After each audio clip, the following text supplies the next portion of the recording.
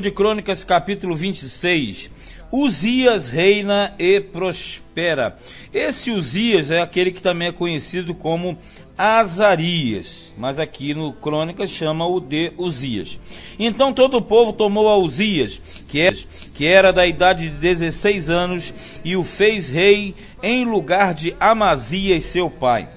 Este edificou a Elate, a restituiu a Judá, depois que o rei adormeceu com seus pais. Essa questão de cidades restituídas é no caso quando elas eram tomadas e depois o outro rei assumia, aí ele recuperava as cidades que tinham sido tomadas por inimigos, né? Então no caso aqui estava a posse de Israel, voltou para Judá. 3. Era Uzias da idade de 16 anos quando começou a reinar, e 55 anos reinou em Jerusalém. E era o nome de sua mãe Jecolias de Jerusalém. E fez o que era reto aos olhos do Senhor, conforme tudo o que fizera Amazias seu pai. Veja bem, que fala que ele fez o que era reto aos olhos do Senhor, conforme que fizera Amazias. Tu pode falar assim, mas o Amazias foi um porcaria? Ele foi um porcaria dentro do nível razoável, porque conforme vai aumentando a transgressão, aí o nível da periculosidade aumenta também, a punição também aumenta. Então sempre é aquela questão, o elemento ser reto aos olhos do Senhor não queria dizer que ele era 100% voltado para Deus. 5. Porque deu-se a buscar a Deus nos dias de Zacarias, sábio nas visões de Deus. Esse Zacarias aqui não tem nada a ver com Zacarias, filho de Joiada, e com nenhum outro Zacarias que você conheça no contexto bíblico. Esse Zacarias aqui era justamente um profeta ou sacerdote influente, piedoso, da época do rei Uzias. Quando fala que era sábio nas visões de Deus, era aquele que tinha revelações de Deus, direção de Deus, enfim, ele era um grande apoio para Uzias. E nos dias em que buscou o Senhor, Deus o fez prosperar. Porque saiu e guerreou contra os filisteus, e quebrou o muro de Gate, e o muro de Jabné, e o muro de Asdode, e edificou cidades em Asdode e entre os filisteus. Quando fala Gate, Gate é aquela cidade do Golias de Gate, né? É aquela parte da Pentápolis filisteia. 7. E Deus o ajudou contra os filisteus, e contra os arábios que habitavam em Gur-Baal, e contra os meunitas. Isso sempre acontecia. Quando o camarada estava andando nos caminhos de Deus, tudo prosperava, Deus abençoava, as vitórias vinham e a derrota fugia. 8. E os amonitas deram presentes a Uzias, ainda tem essa, eles se tornavam tributários e amigos. E o seu renome foi espalhado até a entrada do Egito, porque se fortificou altamente. Quer dizer, o Uzias, ele ficou extremamente famoso. O ponto-chave de Uzias era a engenharia. Ele é considerado o grande engenheiro. Ele foi um criador de armas de guerra. Seu nome se espalhou por aquelas terras. 9. Também Uzias edificou torres em Jerusalém, a porta da esquina, a porta do vale, e aos ângulos as edificou. Quando falo aos ângulos, são aos cantos, às fronteiras. No caso aqui, locais estratégicos, guarnições militares. 10. Também edificou torres no deserto e cavou muitos poços, porque tinha muito gado, tanto nos vales como nas campinas, lavradores e vinhanteiros, nos montes e nos campos férteis, porque era amigo da agricultura. Quando fala amigo da agricultura, é que se interessava e trabalhava profundamente na arte da plantação. Tinha também Uzias um exército de homens destros nas armas. Quando fala destro na arma, não é necessariamente que trabalha com a mão direita, mas o destro porque era hábil com as armas, que saíam à guerra em tropas, segundo o número da lista feita por mão de Jeiel, chanceler. Chanceler é uma espécie de primeiro-ministro.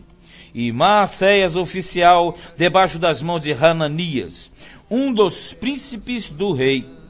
Todo o número dos chefes dos pais, varões valentes, era de 2.600. Então, você percebe que o Uzias, ele foi próspero.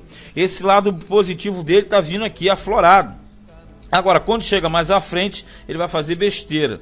Versículo de número 12. Todo o número dos chefes dos pais varões valentes era de 2.600. E debaixo das suas ordens havia um exército guerreiro de 307.500 homens, que faziam a guerra com força beliciosa. O que é força beliciosa? É força com tecnologia de guerra. Tudo que tem belicioso é material bélico, é armamento, para ajudar o rei contra os inimigos. 14. E preparou-lhes Uzias para todo o exército. Vamos lá.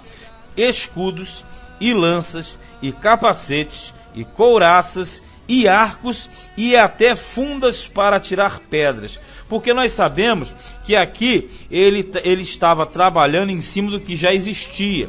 Então já existia escudo, lança, capacete, couraça, funda, só que ele criou modelos mais modernos, mais sofisticados. 15. Também fez em Jerusalém máquinas da invenção de engenheiros. Aí já está falando do que ele inventou que não existia.